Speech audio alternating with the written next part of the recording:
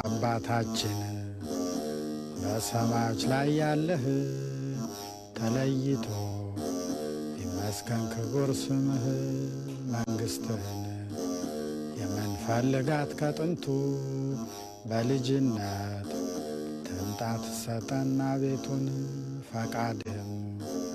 ይህ እንዲደረግ ይሁን በሰማይም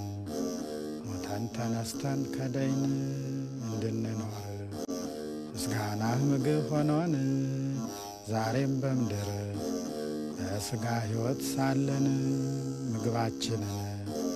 በየዕለቱ አውቀህ ስጠን ይቅር በለን የበደልንህም ቢኖር